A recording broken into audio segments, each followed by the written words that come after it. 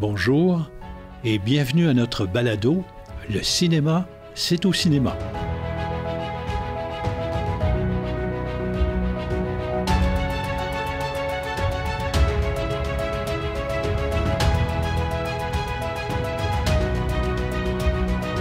Épisode intitulé « Les années 80 ». Bonjour Samuel. Salut Marcel. Ça va bien? Ça va bien, toi? Oui, pleine forme, numéro 1. Sujet super intéressant, tant qu'à moi, parce que c'est le début de nombreux changements par des nouvelles innovations technologiques, des nouvelles mises en marché, et qu'on vit encore aujourd'hui suite à toutes ces transformations-là. C'est pour ça que c'était super important pour moi de parler de ça avec toi. C'est une époque que je n'ai pas connue, mais pourtant... les années 80 sont porteurs de qu'est-ce qu'on vit aujourd'hui. Oui. Fait que c'est super important d'aller chercher tout cet univers-là, qu'est-ce qui s'est passé pendant les années 80. Exactement. Fait que j'ai hâte qu'on parle de ça. OK. On peut dire que le premier des gros changements, l'innovation qui a révolutionné, c'est l'invention du magnétoscope, les fameuses cassettes, les cassettes de films qu'on pouvait désormais écouter à la maison sans interruption publicitaire, au moment qu'on désirait. Donc, c'était nouveau et ça a été le début de l'ouverture des films à la maison. Exactement. Si on peut faire le parallèle aujourd'hui, c'est un peu l'ancêtre de Netflix. Oui. Oui. C'est la même chose, là. C'est différent, évidemment. Et on va voir que c'est vraiment un changement majeur pour le cinéma, là. C'est un changement absolument, parce que suite à ça, il est arrivé les clubs vidéo. Les clubs vidéo, d'ailleurs, tu n'étais pas là, mais je me souviens très bien qu'ils me disaient « Ah, ça, c'est la fin des salles de cinéma, là. » Et malheureusement, c'est eux qui sont disparus et les salles sont restées là. Et à la même époque est apparu, en 83-4, je crois, Super Écran. Super Écran qui est encore... aujourd'hui, existe toujours, mais ça, c'est de la diffusion de films. Il faut que tu rentres dans l'horaire et tout ça.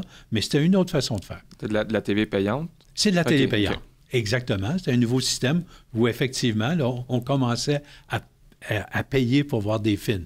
Ça aussi, c'est origine de ce qui arrive aujourd'hui dans ces choses-là. Donc, suite à ça, on peut dire que un des développements en production les plus importants des années 80, tu m'en parlais tantôt, c'est l'avènement des effets spéciaux. C'est ça, là, je lisais là, plutôt que les effets spéciaux ont commencé dans les années 70, mais c'est vraiment dans les années 80 qu'on fait un usage vraiment important, là. Le film est porté par les effets spéciaux et ça va rendre une qualité vraiment supérieure au film. C'est du jamais vu. Ouais. Donc, ça fait vraiment un changement là, pour les films et les films à venir après les années 80. Oui, puis ça donne la possibilité de faire des films qui étaient impossibles à rendre à l'écran avant. Les Star Wars de ce monde. Exactement, là, comme Star Wars, que c'est venu un peu le standard pour les films dans l'espace. Qu'on ne voyait pas, là, fait que c'est vraiment majeur. C'est ça. Et c'était tellement important que George Lucas a créé plutôt une compagnie, Industrial Light and Magic, qui a fait tous les effets spéciaux pour ses films de Star Wars et autres. Et Peter Jackson, qui a fait aussi pour ses films à lui, le Unity Software. Et même Robert Zemeckis pour Retour vers le futur et tout ça, qui avait fait Image Mover Digital. Et ils ont vendu ces compagnies-là des fortunes par la suite pour pouvoir générer encore d'autres films. Donc, on suit avec ça d'autres événements importants. C'est bien la mise en marché des films qui a beaucoup, beaucoup, beaucoup évolué. Dans les années 80, les producteurs de films ont décidé d'investir massivement en publicité. Donc... C'est ça, mais pour faire juste un petit parallèle, on est comme confronté à cause des cassettes d'innover, là. Il y a comme une quête à aller de faire un changement, puis c'est là que tout vient la commercialisation là, du cinéma, tant qu'à moi, là. Oui, mais c'est exactement ça. On le commercialise beaucoup, avec 30 des coûts de production mis en publicité. Et en plus, on a développé tout ce qui est produit dérivé des films. C'est un marché énorme. C'est important de le souligner parce qu'aujourd'hui, la publicité, les produits dérivés, ça fait partie de notre quotidien. Oui. Mais dans ces années-là, ça devait être quelque chose de voir de la publicité, là, commencer pour les films. C'est extraordinaire. Absolument. Puis voir les petites figurines, puis les T-shirts, même le papier peint, ces murs, etc. On a fait de tout. Là. Et de là, les grosses productions, qui dit produits dérivés, publicité, mais ça prend des grosses productions. Et voilà. Et là, tu m'amènes sur le sujet super intéressant, les franchises. Et c'est là qu'on a développé ces années-là les franchises les plus importantes. C'est quoi les franchises? Bien, c'est une série de films à partir du même scénario, si tu veux, qu'on peut développer à ce moment-là. Et les franchises les plus célèbres, comment je te dirais, qui ont marqué les années 80, c'est sans doute Star Wars, qui est une des plus importantes. Il y a tous les films de James Bond, Avengers, plus tard Harry Potter, Star Trek, Lord of the Rings. Mais ce qu'il faut retenir, c'est l'importance que ça peut avoir. La franchise la plus importante qu'il y a jamais eue, c'est dans l'univers Marvel, 27 films qui ont engrangé 25 milliards de dollars. C'est ahurissant. C'est incroyable. Hein? C'est incroyable. Donc, on voit que pour les producteurs de films, maintenant, faire des franchises, c'est ça le nerf de la guerre. Puis, avec les franchises, je pense que c'est là qu'on commence à vraiment associer le cinéma plus à un événement, une sortie. Oui. Je ne sais pas ce que tu en penses. Là. Ah oui, absolument. C'est du cinéma-spectacle, en fait. Il y a tellement, avec les effets spéciaux, avec les salles de cinéma qui sont devenues avec des... On parlera du IMAX, qui est quelque chose de cinéma-spectacle aussi, mais maintenant, les salles de cinéma, ils ont des grands formats. On vous vend un spectacle avec des films hors du commun. Ça, de chercher justement... on commence à avoir une guerre d'avoir la plus grosse production. C'est vraiment important parce que notre industrie est devenue là, cette forme-là. Là. Oui, absolument. On voit de plus en plus l'importance que les distributeurs et les producteurs accordent à ces franchises-là. Donc, pour en venir tantôt, la position numéro 2 en tant que recette, c'est Star Wars, 12 films, 10 milliards de dollars. Spider-Man, 11 films, 9 milliards. Et pour ajouter là, de l'information, que le premier Star Wars en 1977 est le deuxième film le plus lucratif en compte de l'inflation. Là. Fait que vraiment, pour que ce soit le deuxième film, c'était en 1939 avec Autant emporte le vent, qu'on n'avait pas vu ça. Fait que c'est important, ça montre là, qu'il y a eu un changement d'approche au niveau du film là, avec Star Wars. Là. C'est ça. Et c'est à la même époque où on sort plus de films, on investit plus, que les salles de cinéma aussi se sont modifiées, sont devenues des multiplexes. La mode des années 70 à 2-3 écrans, mais maintenant, on est dans le 12, dans le 18 écrans. Je me souviens d'être allé à Toronto, au Eaton Center, dans les années 80, il y avait une salle de 22 écrans. Mais miniature des écrans avec 50, 60 sièges, mais c'est une mode qui a passé. Mais je te pose la question, là tu me dis qu'on avait plus d'écrans, mais est-ce que la grosseur, on l'a connu ça dans les années 80, les écrans plus gros ou pas encore? Non, okay. Non, on était contraire dans une tendance à rapetisser les écrans pour avoir plus de choix, pour avoir un plus grand nombre d'écrans. C'est un peu suite à ça, parce qu'à Montréal, il y a eu l'invention qu'on sait du fameux IMAX. Là, on est devenu dans le cinéma-spectacle avec des écrans immenses. Il y a même des écrans de presque 100 pieds de base, de large, qui font des 7-8 étages de haut. Donc, c'est dans ces années-là qu'on a pu arriver dans le cinéma-spectacle.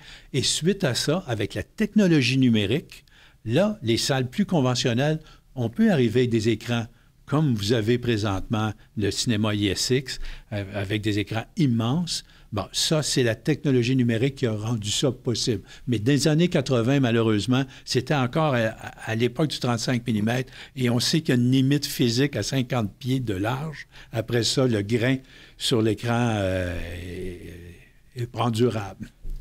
Donc, dans les années 80, qu'est-ce qu'il faut retenir au niveau des cinémas, là, de la bâtisse? C'est vraiment la naissance des complexes. Exactement. C'est en plein ça. Donc, beaucoup... la vague ici au Québec, cinéma Gouzeau, les mégaplex Gouzeau, 18 écrans, il y en a eu beaucoup. Cinéplex a développé la même chose.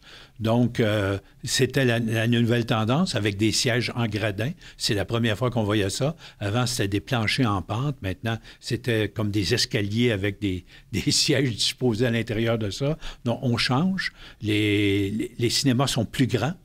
Les halls d'entrée sont souvent beaucoup plus gros qu'auparavant. Donc, l'approche est différente. Mais on voit qu'on va aller chercher plus que la télévision. Là. On essaie d'élargir, de mettre ça comme plus événement. Là, le cinéma plus grand, plus de monde. C'est ça. La sortie est très différente. Là. C'est ce qu'on veut mousser, comme tu dis, le fait de faire une expérience, d'aller au cinéma, de faire quelque chose de différent avec tout ce qui va avec, les effets spéciaux aidés, les écrans géants, etc. Mais ça origine doucement des années 80, où on voit avec les salles multiples, après ça, on agrandit, tout ça. C'était la tendance qu'il y avait.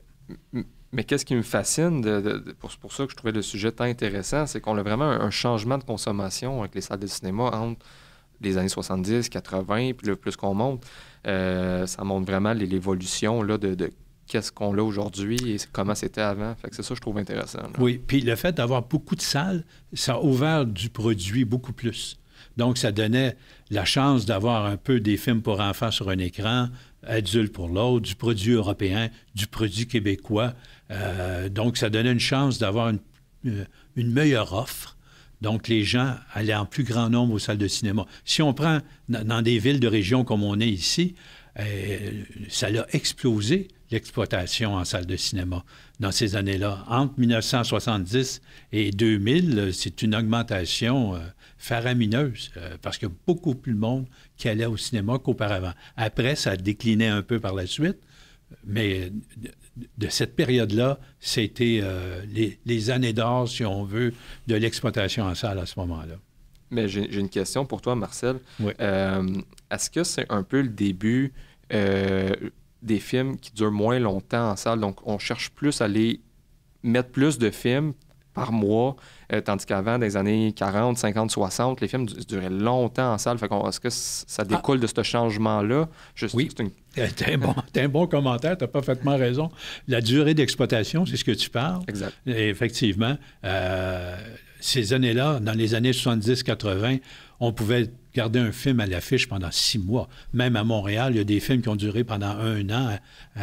Un homme, une femme à l'Élysée, tout ça, c'est des films qui ont duré sur une longue période, mais plus il y a eu de salles, effectivement, plus le temps d'exploitation s'est amenuisé, s'est rapetissé. Aujourd'hui, on sait que c'est consommé beaucoup plus rapidement, mais oui, à ce moment-là. Par contre, un autre phénomène tu me fais penser, c'est que autant le temps d'exploitation était long, les films aussi sont devenus avec un minutage beaucoup plus important.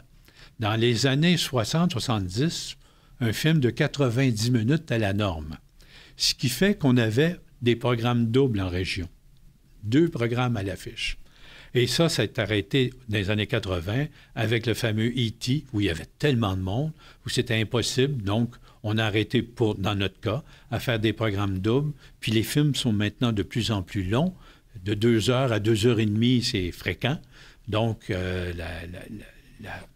l'horaire de présentation des films a aussi été modifié en conséquence. Et pour continuer, on peut évidemment penser de l'ère, parce qu'aujourd'hui, on parle que de super-héros, mais dans les années 80, on a commencé par les héros ordinaires. Les héros américains, si on peut penser à Rocky Balboa, dans ses fameux films de boxe. Et il y a eu aussi le fameux Rambo, John Rambo, qui était un autre... Qui était le même acteur. Qui était le même acteur, effectivement, mais dans un autre rôle. Et il y a eu le fameux Indiana Jones, qui sont des héros, comment je dirais, sans de super pouvoir. Puis avec les suites de films, là, c'est là qu'on expliquait là, que les franchises, etc., je pense qu'on commence le fait qu'on on revoit tout le temps le même personnage, on commence à le connaître, on s'identifie, ça fait jaser. C'est tout ce mouvement-là là, qui fait l'événementiel de ces franchises-là. C'est ça, puis ça fait que la clientèle est plus fidèle aussi, connaissent déjà dans le monde qui entoure ces films-là, donc créent un lien d'appartenance et tout ça. Et suite aux héros américains, il y a eu toute une, comment je dirais, une lignée de justiciers. Dans le temps, il y avait Charles Bronson, un justicier dans la ville. Il y a eu plusieurs épisodes de ça.